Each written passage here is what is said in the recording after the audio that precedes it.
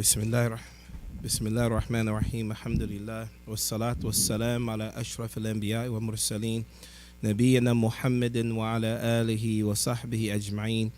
اللهم انفعنا بما علمتنا وعلمنا ما ينفعنا. اللهم زدنا علما إنك أنت عليم الحكيم. اللهم اجعل هذه محاضرة حجة لنا لا حجة علينا يا رب العالمين. أما بعد. Today, inshallah ta'ala, we're going to continue in the book Umdat al-Ahkam. We started this a couple weeks ago. We had class yesterday. We're trying to make up for some time. So we want to kind of catch up on some of these ahadith, inshallah. So we're going to pick up where we left off that yesterday, inshallah. It was hadith عن جابر بن عبد الله رضي الله تعالى عنهما قال كان رسول الله صلى الله عليه وسلم في سفر. So this hadith, we mentioned this hadith yesterday, but we're going to cover it again briefly because it's linked to the next hadith that's after it.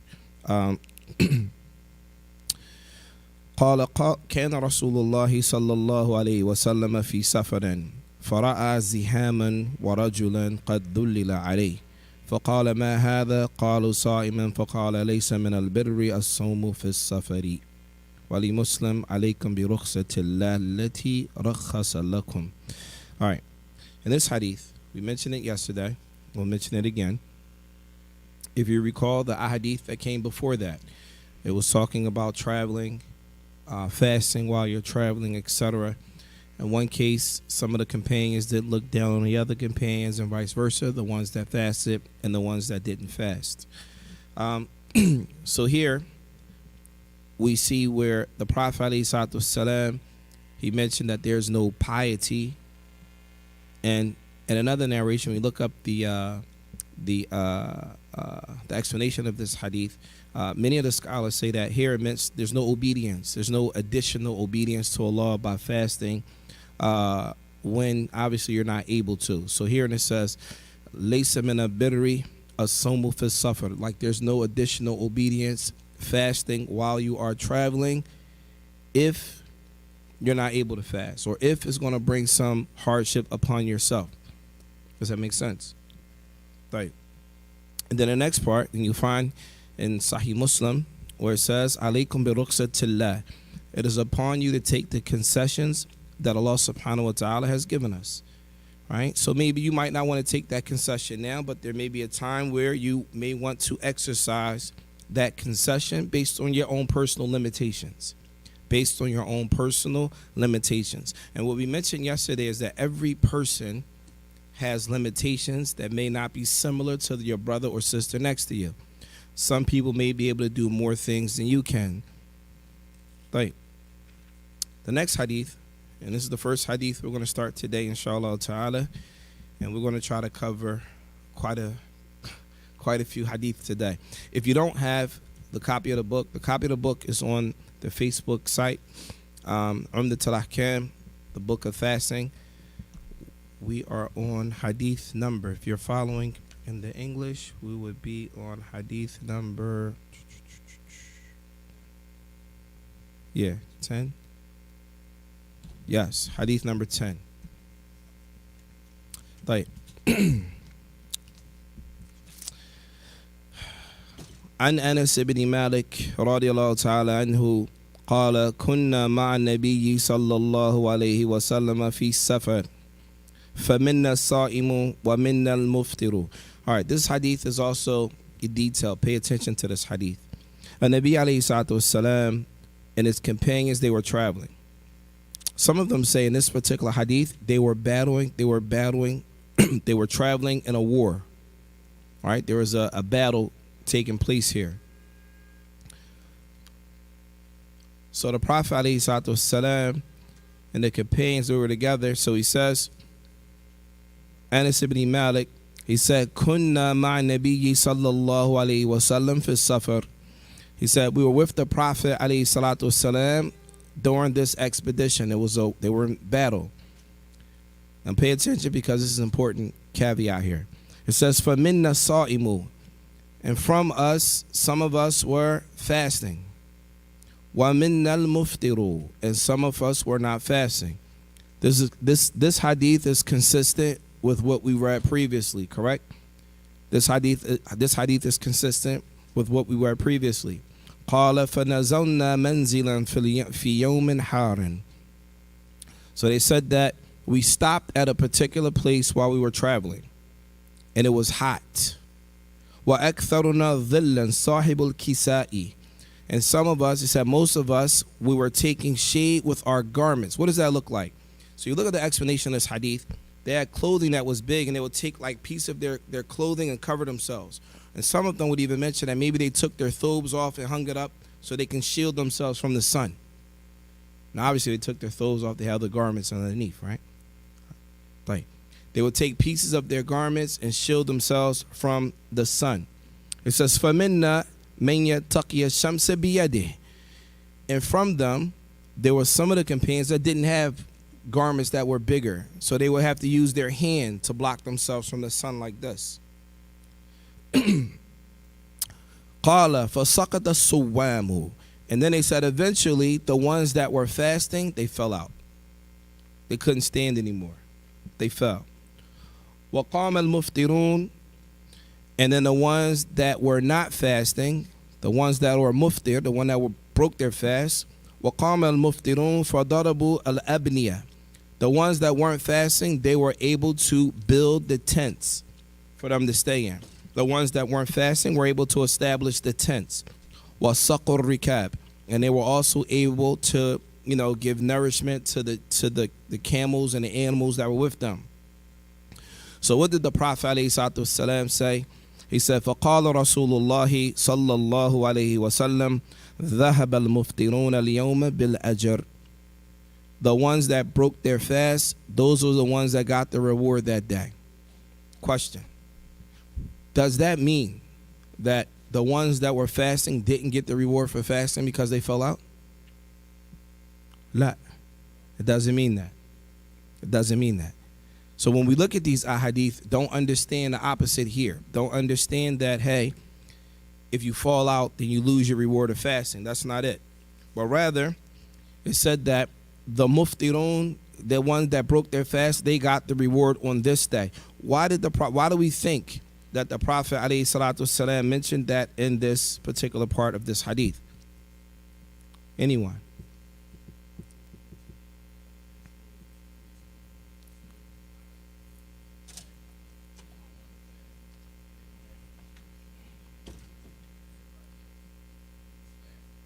Mumtaz. Go ahead.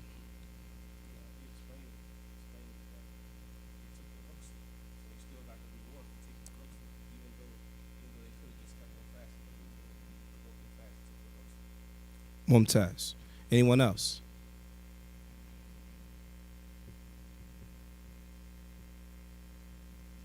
Right.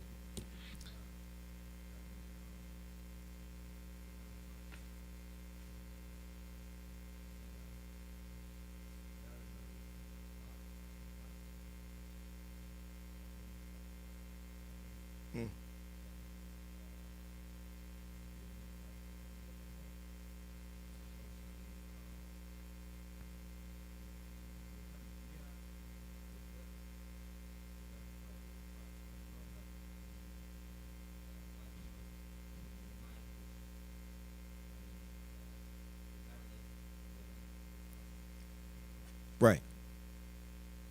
Okay. Are you saying that as a principle in Islam, or are you just saying maybe that's why they did it?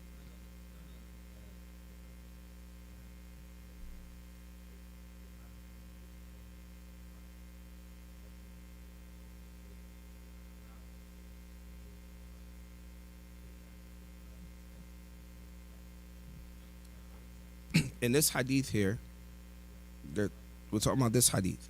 In this hadith, it was Ramadan. Yeah, and they're traveling.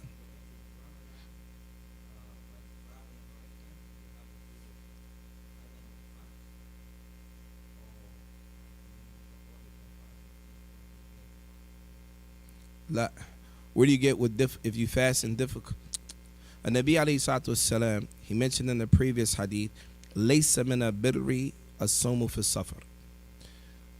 So what that means is there's no extra reward going through hardship if you're fasting. And this is the issue. And Nabi alayhi salatu salam, he wasn't given two options except that he chose aysarahuma, except that he will always choose the easiest of the affairs, right? So that's important. Here in this hadith, I just wanted to mention when the Prophet alayhi salatu salam, he said that the people, right, who broke their fast, they left with the reward. What is he talking about? So some of the scholars of Islam, there are quite a few statements as it relates to that, right? So the first thing, it says, قال ابن أبي صفورة. It says, أجر خدمة في الغزوة أعظم من أجر الصيام. He said that the ones who are being of service to the rest of the Muslims during a war, their reward is greater than the reward of the ones that are fasting during that time. قال إمام القرطبي. Imam al-Qurtubi, he says, أنهم لما قاموا بوظائف ذلك الوقت وما يحتاج إليه كان أجرهم على ذلك أكثر من أجر من صام ذلك اليوم. Imam al-Qurtubi, rahimahullah, he said that those who stood up to help build the tents, give drink to the animals, be of assistance to their brothers and sisters in Islam during that time, their brothers in Islam during that time, he said that their reward was more in that day than the ones that were fasting because they were able to be of service to other people. Now, here's the thing. Another thing that was mentioned about this, if a person fasts, their fasting only benefits who? Themselves. Whereas when these men, when they got up and built the tents, that benefited themselves and the rest of the Muslims. Right.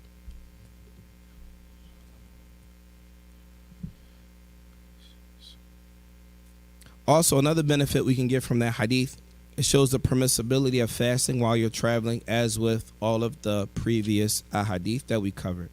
The next one. Next hadith. An Aisha radiyallahu ta'ala anha قالت كان يكون علي الصوم من رمضان فما استطيع أن أقضي إلا في الشعبان. طيب. This hadith of Aisha radiyallahu ta'ala anha, she said that I used to fast, or I wasn't able to, كان يكون علي الصوم. So after Ramadan, she still had fast to make up. She had fast to make up from the month of Ramadan.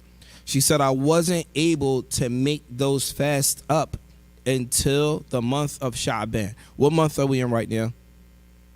The month of Sha'ban. So that would make a person think that she didn't fast for the whole entire year up until Sha'ban. Does that make sense? Yes or no?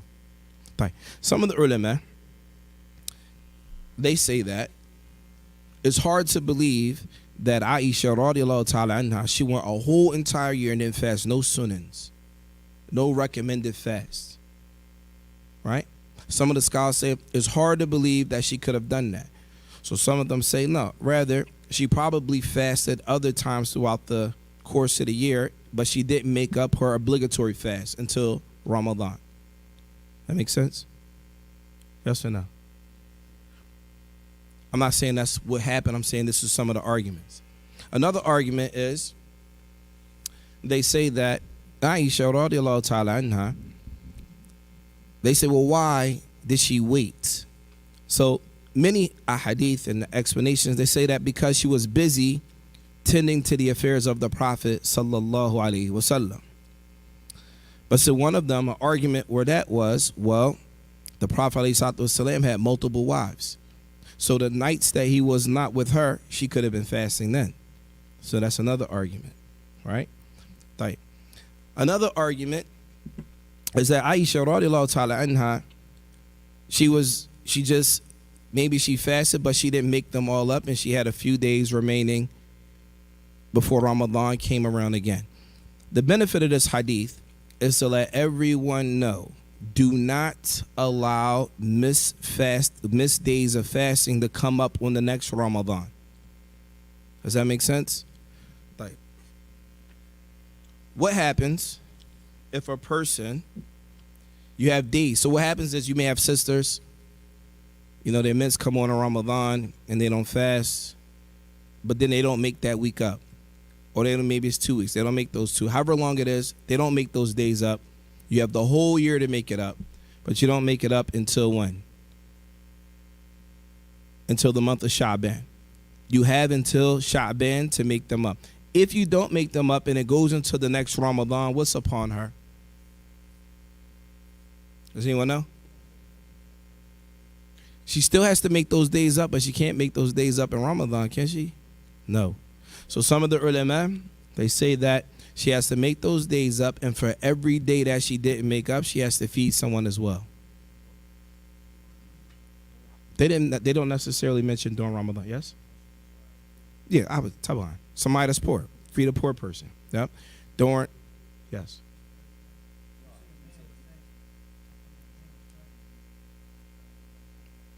Yes, that's anybody. I just mentioned the woman because there are a lot of cases like that with sisters. And then that's a lot of detail too. Maybe we'll get into that later, inshallah. And this is if. Now, here's an issue with that. If she has an excuse, a legislative excuse for that, then she wouldn't have to feed. But if there is no excuse, maybe you're just lazy, maybe you didn't get around to it, you were busy doing other stuff that are not, in other words, you were negligent with it, then that's when the person would have to feed. So then the benefit from this hadith that we gather is permissible to delay making up your days for fasting from Ramadan that you missed from the previous year, but you have up until the month of Sha'ban. You have up until Sha'ban. Like the next hadith. This hadith is also from Aisha radiallahu ta'ala anha. أن رسول الله صلى الله عليه وسلم قال من مات وعليه صيام صام عنه وليه. All right. The next hadith of Aisha radiallahu ta'ala anha, she said, أن رسول الله صلى الله عليه وسلم قال من مات, whoever dies, وعليه صيام, and they have fast, they missed the fast, right? وَصَامَ عَنْهُ وَلِيُّهُ, then the person's wali will fast for them the days that they missed. Question, what is a wali? Listen, the hadith says, "Man mata wa alayhi siyam." The word men here, that means whoever passes away. So that means that would include a male and a female, right? It says, وَمَنْ مَاتَ وَعَلَيْهِ صِيَامٌ صَامَ عَنْهُ وَلِيُّهُ. What does it say in English? The heir. What does it say? No, is that what it says? It says heir. It says heir next to kin, or it just says next to kin? Which one you got? What does it say in yours? What's it say? And his heir should fast on his behalf. All right. Maybe he has a different one. But on his, maybe it says that. So here's the thing.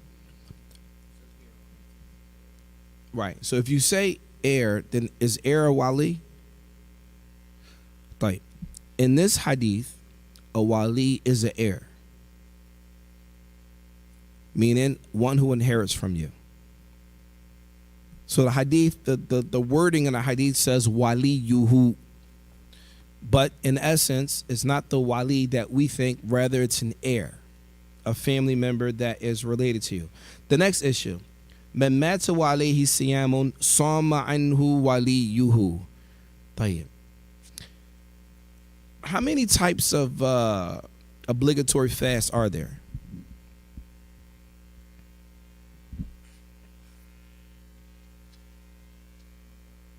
So we have Ramadan, that's one. What else? Huh? If make another. Another is number two. What's another? What is that? What's another? What's an oath? What does that look like? Like a swear. So what's an example of that? Does anyone know? What would be an example of that? Yes. I'm going to give you an example right now. If I get this new job, I'm going to pray Fajr in Masjid, whatever, for the next month. Every day. If I get this new job, by Allah, I'm going to pray Fajr at this particular Masjid. Or in this case, if this happens, I'm going to fast for 30 days. If I get this new job, I'm going to fast for 30 days. Okay. So then we have a fast of Ramadan. We have what else? A fast that's another. What other type of fast that could be obligatory?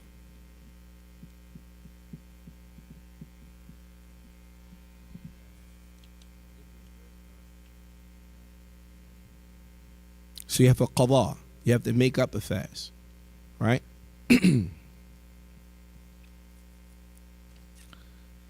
طيب. In this hadith, in particular, many of the scholars of Islam, they say that this hadith is specifically referring to a fast of another or oath. And there's a difference of opinion, but many scholars, particularly Imam Ahmed and others, they hold that this hadith is referring to another, meaning an oath. And we'll find out more about that later. The question now is, if a person makes an oath, do they have to fulfill that oath? Yes or no?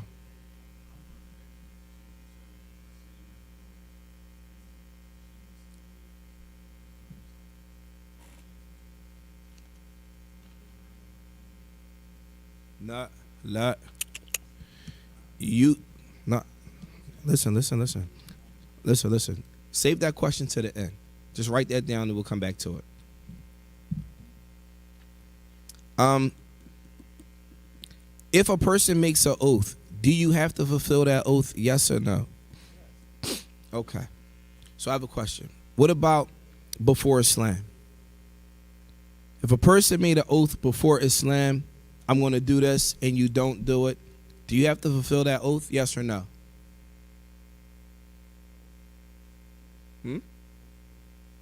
So even as a non-Muslim, if they make an oath, they have to fulfill that too, or no?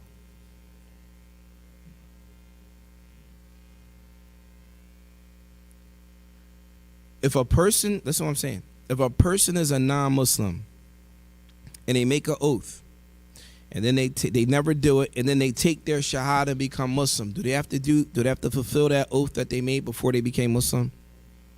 You say no. Right. So I'm going to read a narration of the Prophet alayhi salatu wasalam. And Nabi alayhi salatu wasalam, or rather, it says, another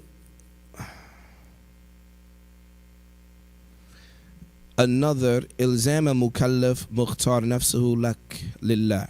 So another is when a person makes something obligatory for upon themselves for the sake of Allah. Does that make sense? So for example, if I get this job, I'm going to fast for a month. You place a type of worship upon yourself. Is that clear? Right.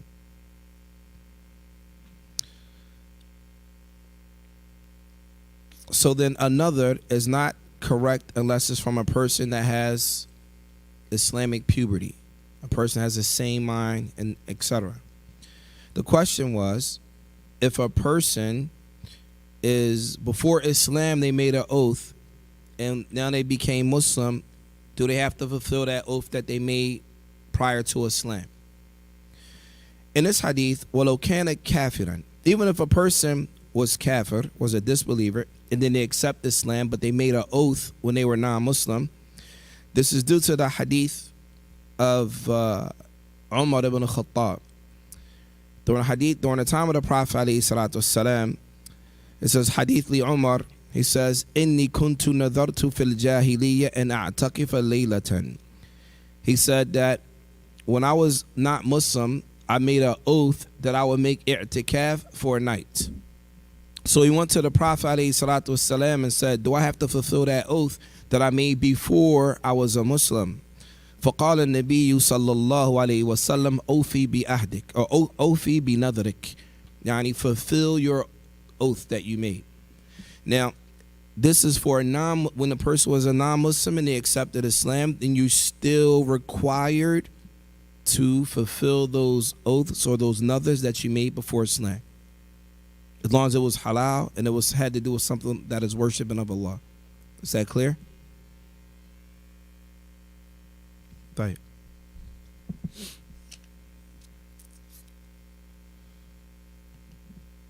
The next hadith.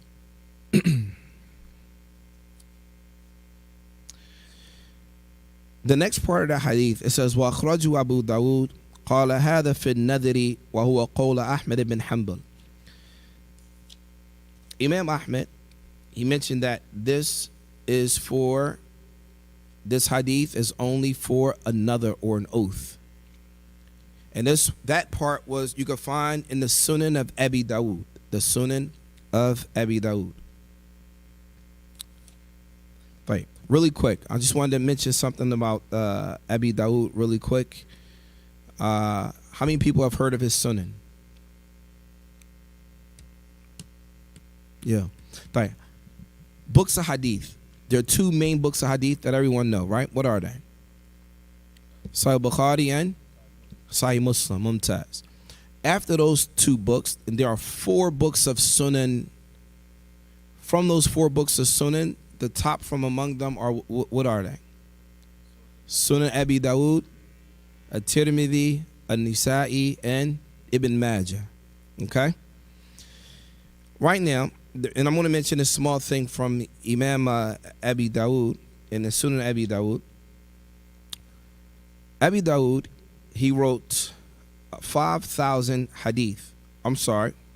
500,000 hadith of the Prophet alayhi salatu wasalam. How many ahadith did Abi Dawood write? 500,000 hadith from the Prophet alayhi salatu wasalam. From those 500,000 hadith, he compiled and he accepted, or he took from them 4,800 hadith. From those 500,000 hadith that Abi Dawood put together, he only kept 4,800 of them. From those 4,800 hadith, he said Islam comprises of 4 hadith. All of Islam comprises of 4 hadith. The reason why I want to mention that, because I think it's very important. These 4 hadith are hadith that every Muslim should live by. Out of 4,000, listen to this. He compiled 4,800 hadith. And from those 4,800 hadith, he said there are 4 hadith that every Muslim should live by. In other words, Islam comprises of these 4 hadith. The first hadith, I want you guys to write this down. Just keep this with you at all times. The first hadith, إِنَّمَا الْأَعْمَالُ بِالنِّيَّاتِ. Actions are judged by their intentions. Actions are judged by their intentions. That's the first hadith. The second hadith, مِنْ حُسْنِ إِسْلَامِ الْمَرْءِ تَرْكُهُ مَا لَا يَعْنِيهِ. From the good Islam of a person is to leave off affairs that don't concern him. From the good Islam of a person is to leave off issues that do not concern him. Number 3, لا يكون مؤمن مؤمنا حتى يرضى لأخيه ما يرضاه لنفسه. The next hadith is, you will not be a believer, a true believer, until you love for your brother that which you love for yourself. And the last one, إن الحلال بين وإن الحرام بين. That the things that are halal are clear and the things that are haram are clear. And these are summarizing these ahadith, but most people should be familiar with them, inshallah ta'ala. The next hadith. عن عبد الله بن عباس رضي الله تعالى عنهما قال جاء رجل إلى النبي صلى الله عليه وسلم فقال يا رسول الله إن أمي ماتت وعليها صوم شهر أفأقضيه عنها. فقال لو كان على أمك دين أكنت قاضيه عنها؟ قال نعم. قال فدين الله أحق أن يقضى. In this hadith, Abdullah bin Abbas radiallahu ta'ala anhuma, he said, a man came to the Prophet sallallahu alaihi wasallam, and he said, O Messenger of Allah, inna ummi matat. He said, my mother passed away. In this hadith, he said, my mother passed away, and alayha som shahar, and she had a whole month worth of fasting that she did not complete. She had a month of fasting that she did not complete.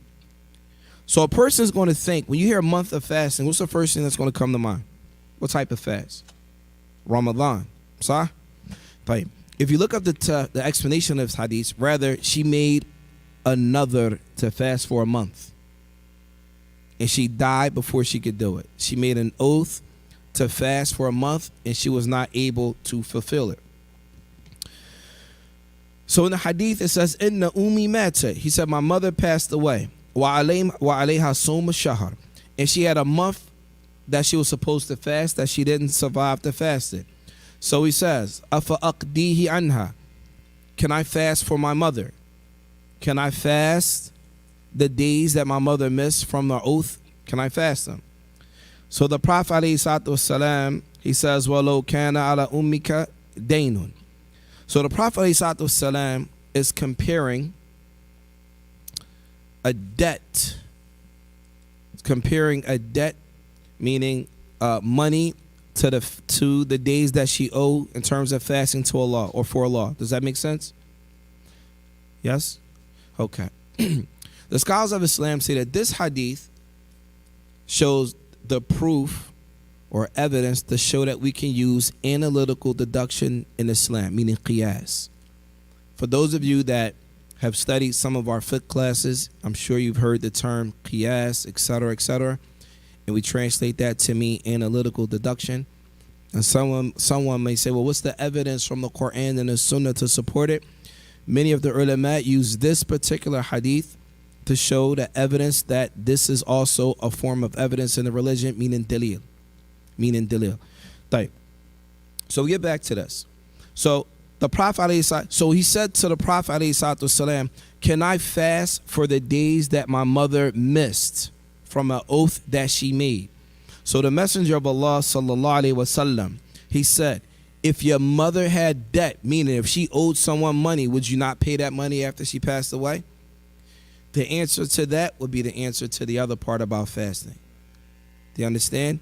And then the Prophet ﷺ said the rights of Allah take precedence over anything else. Is that clear? That's how we understand that hadith. Any questions about that? The next part. In another narration, وفي رواية جاءت امرأة إلى رسول الله صلى الله عليه وسلم فقالت يا رسول الله إن أمي ماتت وعليها صوم النظر أفأصوم عنها؟ فقال أرأيت لو كان على أمك دين فقضيته أكان ذلك يؤدي عنها؟ قالت نعم. قال فصومي عن أمك. And this next hadith here, the same thing. However, both of these ahadith are not the same people. Both of these ahadith are not the same people. In this particular hadith, a woman came to the Prophet ﷺ, and she said, O Messenger of Allah, my mother passed away, and alayha som another. She made an oath that she didn't fulfill. Afa asumu anha. Can I fast for her? Faqala. And then the Prophet ﷺ, he said, if your mother had a debt, he used the same analogy. If your mother had a debt, wouldn't you pay that debt? And she said, yes. He said, then fast for your mother then, because that fast was a what? A debt. So to understand something, if we make an oath Islamically, though, and that obviously the oath that you make is halal, it has some type of worship, then that becomes obligatory for you. And if you pass away, then that responsibility goes to your wali or your family. Does that make sense? Any questions about that?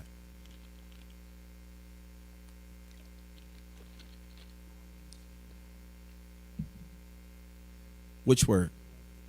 Nadar. Noon Tha Ra. Nadara. طيب. The next hadith. عن سهل ابن سعد الساعدي رضي الله تعالى عنه أن رسول الله صلى الله عليه وسلم قال لا يزال الناس بخير ما عجلوا الفطر. طيب. Pay attention to this hadith right here. In this hadith, first of all, we're gonna mention one thing about the narrator. An Sahal ibn Sa'ad as-Sa'idi, the one who narrated this hadith, his name was Sahal ibn Sa'ad. طيب. His name, now this also shows the permissibility of changing names. His name before that was Haznun or Hazanan. Now the huzn is like sadness. His name was sad, right? فَسَمَّاهُ نَبِيُّ صَلَّى اللَّهُ عَلَيْهِ وَسَلَّمْ سَهْلًا. So the Prophet ﷺ, he named him Sahal. He named him Sahal. A benefit about this particular narrator, his name was Sahal ibn Sa'ad as-Sa'idi. I hope you guys write that down. Sahal ibn Sa'ad as-Sa'idi. This person,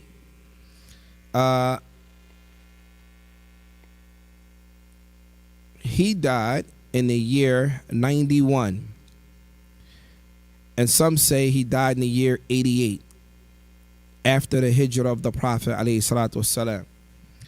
And they say that the Sahabi Sahal was the last of all the companions that passed away in Medina. He was the last one of all the companions that passed away in Al-Medina. قال ابن سعد بلا خلاف وكان عمره يومئذ 96 سنة كيل 100 سنة. They say that there's no difference of opinion about that.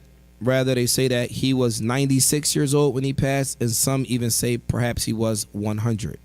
At any event, he was the last. This may be a question in a quiz sometime. Who was the last companion alive? Who was the last companion that died? And that was Sahal ibn Sa'ad. Right, back to the hadith. And the Rasulullah sallallahu alayhi wa sallam قال لا يزال الناس بخير. People will continue to be upon goodness ما عجلوا الفطر, that you're quick when breaking your fast. What does that mean? When it's time to break your fast, you don't delay breaking your fast, you break your fast. However, this is after you are certain that it's time to break the fast. Does that make sense? Meaning you're not going to sit and be like, all right, well, I think it's time, I'll just break my fast, sticking to this hadith.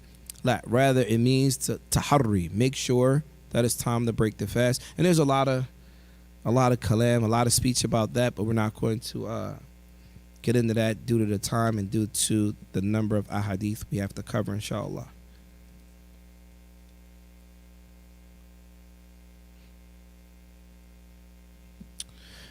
I want to mention this. وَيُسَنُّ أَن يَدْعُوا عِنْدَ فَطْرِهِ.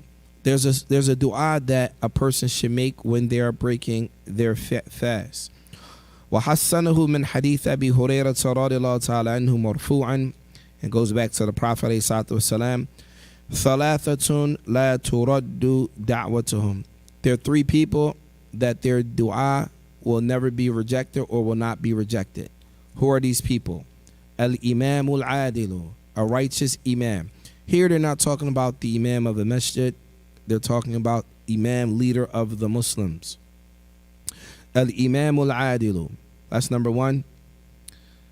Number two, as-Sa'imu hina yuftiru, meaning the one that is fasting up until the time that he breaks his fast. So for example, right now you're getting ready to break your fast and you make dua before you break your fast. The third one is da'watul mazlum, the dua of the one that is oppressed. The dua of the one that is oppressed. طيب. Next hadith. عن عمر بن الخطاب رضي الله تعالى عنه قال قال رسول الله صلى الله عليه وسلم إذا أقبل الليل منها هنا وأدبر النهار منها هنا فقد أفطر الصائم. And this hadith was reported by Umar ibn Khattab radiallahu ta'ala an.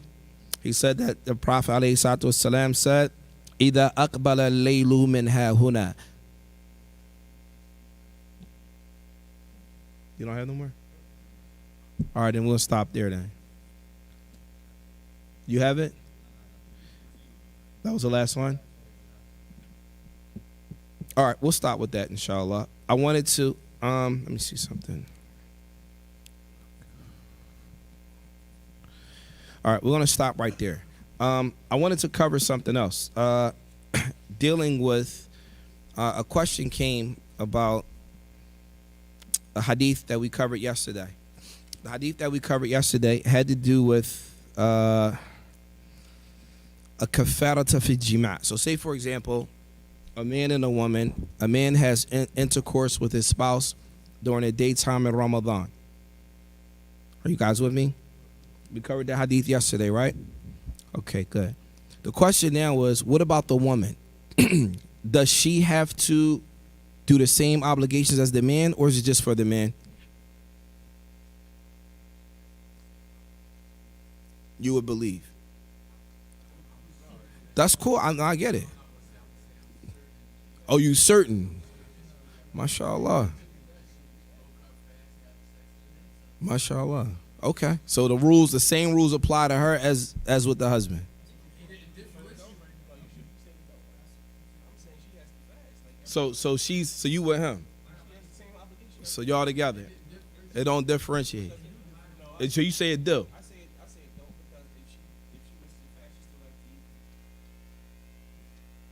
What that got to do with her being intimate with her husband in the daytime in Ramadan? What about you, Sheikh? What you say?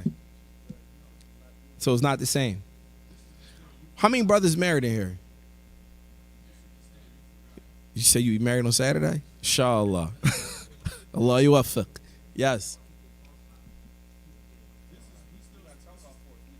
We talking in general. We ain't say force, no force. We're saying in general. All right. So right now there's a whole research about this topic. We're gonna cover that really quick.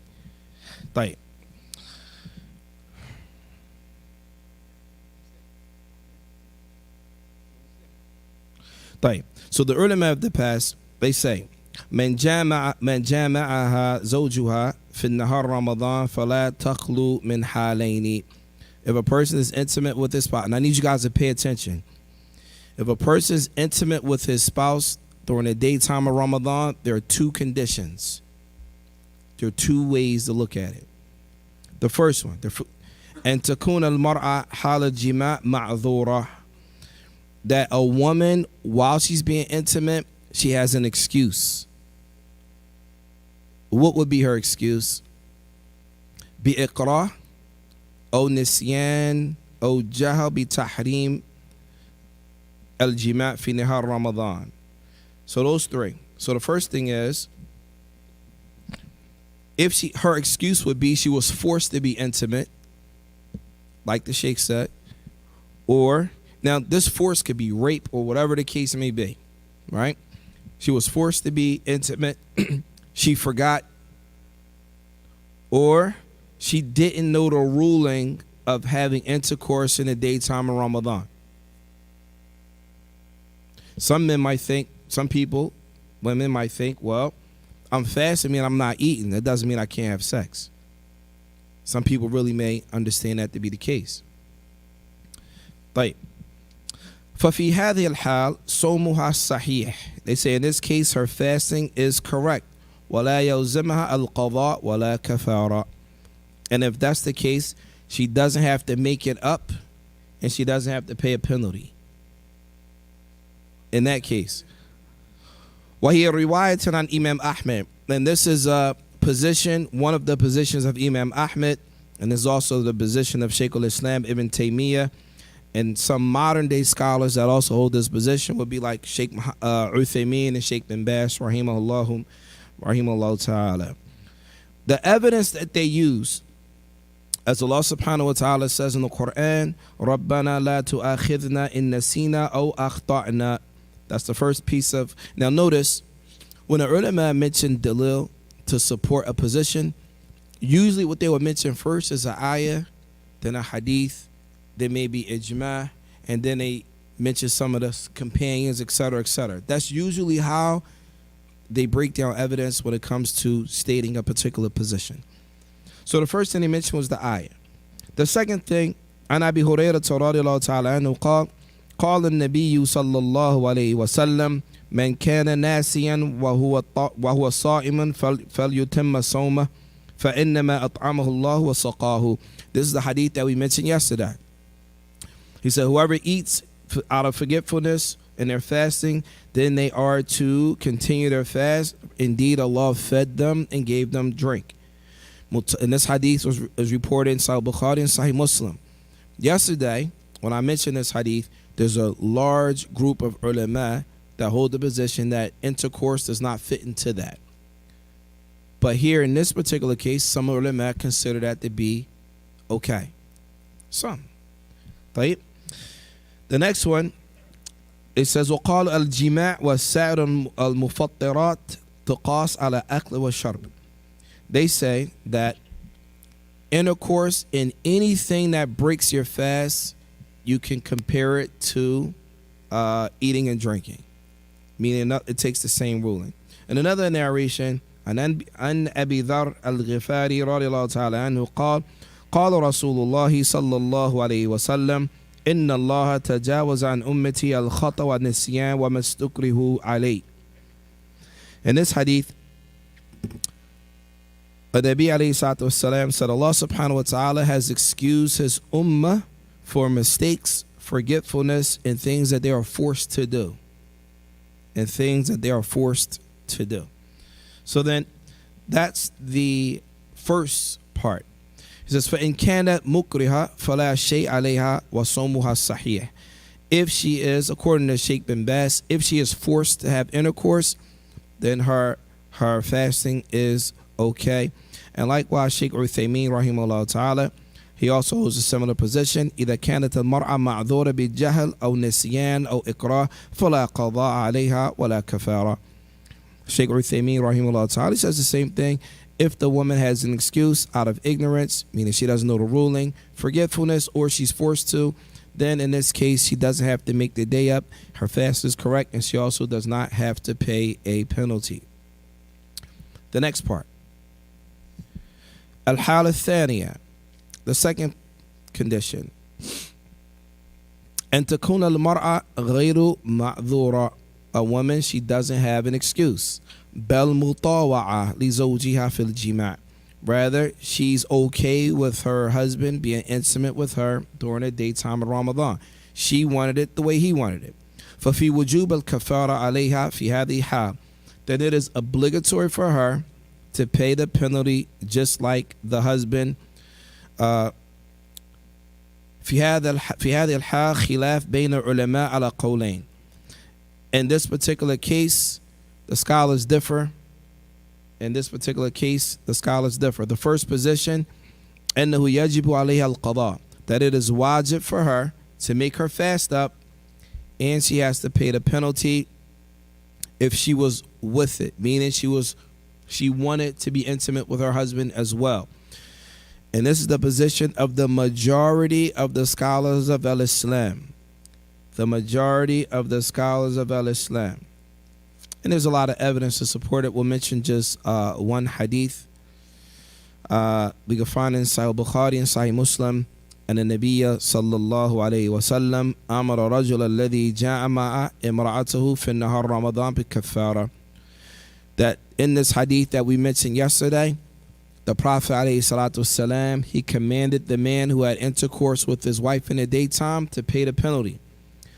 So they say the origin is that any ruling that come out, it automatically encompasses the woman and the man together. There's no distinction between them in general. Right. And then we're going to mention the next position. أن الكفارة تلزم الزوج خاص عن نفسه فقط ولا شيء على المرأة سواء كانت makruha or mutawa'a. And the next position is that the penalty that has to be paid, this is only for the husband by himself only. And there is nothing upon the woman, whether she was forced to be intimate or she was with being intimate. And this is the position of Imam Ash-Shafi'i, and this is another position of Imam Ahmed. And the evidence they use to support that was تدلوا بأن النبي صلى الله عليه وسلم أمر رجل بالكفارة. The same hadith from yesterday, they use the same hadith to show the difference of opinion.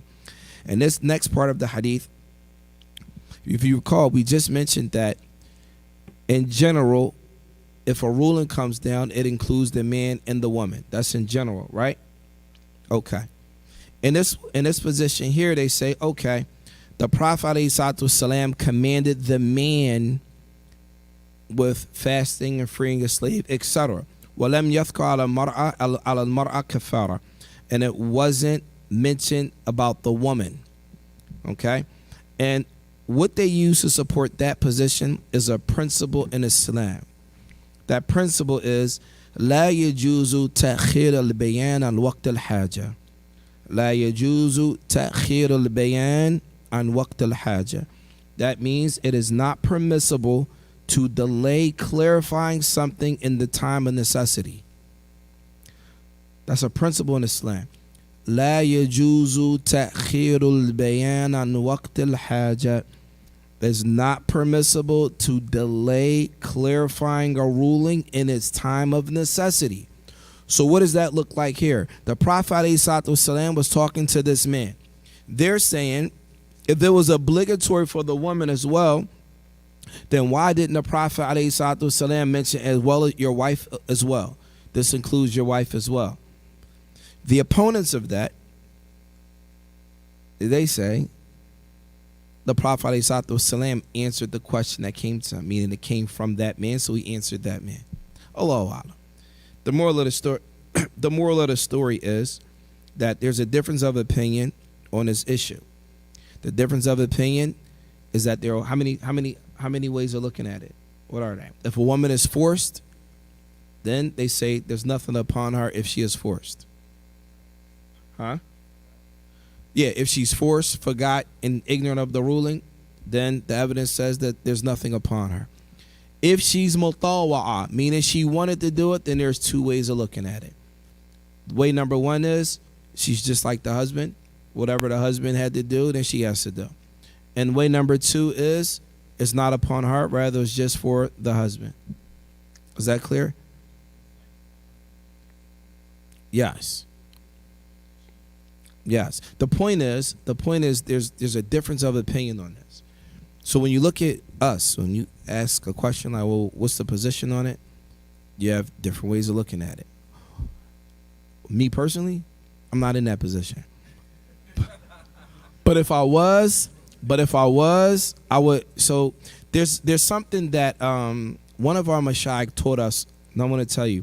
One of our mashayikh taught us something a long time ago. When it came to issues like this, right? So he says, "Khuruj min al-khilaf awla." Staying away from differences of opinion is better. So, if that was my situation, I would make her fast too, or whatever the case. If we got a bunch of slaves, you need to free one too. It's on both of us, right? Why is that? Why would you want in a case like that? Why would you want to let it slide and then, down the road you found out, or on the Yom Al-Qiyamah, you found out that you dropped the ball, you were supposed to do that and you didn't, right? So in a case like that, ihtiyatan, to be safe, I would just, the same thing. Free a slave, fast 2 months consecutively, or feed 60 poor people. Khalas, any questions? Fadl. Huh? No, not before. I mean, I was just all of it. Go ahead.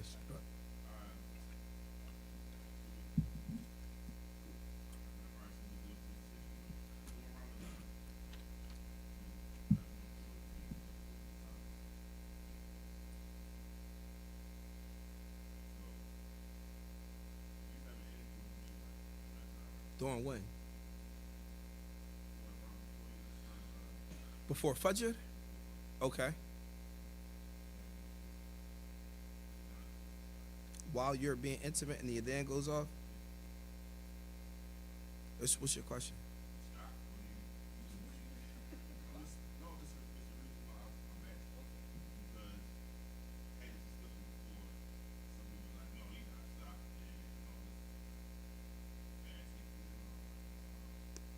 Truth, your sheikh. I go like sheikh. I'm going to tell you something. If you're being intimate with your wife and they call you then while you're being intimate with your wife, you lost khalas, you lost your fast and shit. You fall into this category.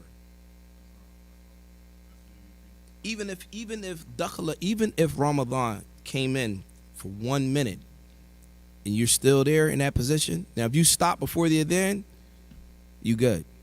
Once the adhan goes off, khalas. And Nabi alayhi salatu wasalam, what did he say?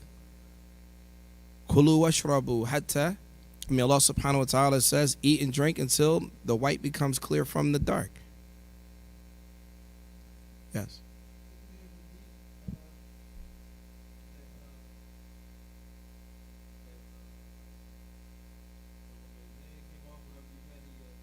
We talking about food or you talking about being intimate?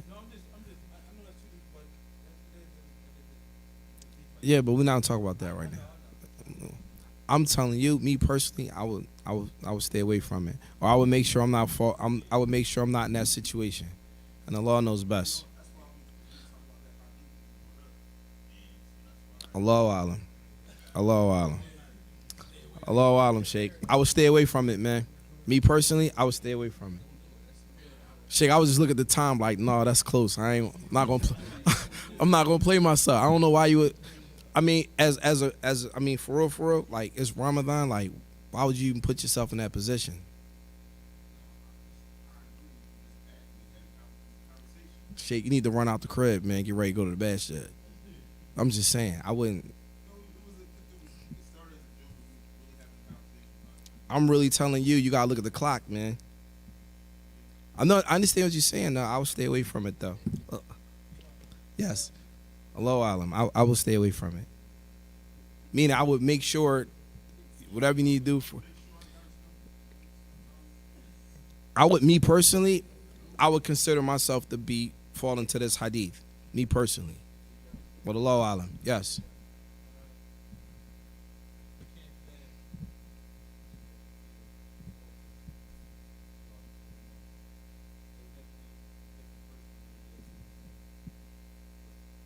Allahu alam.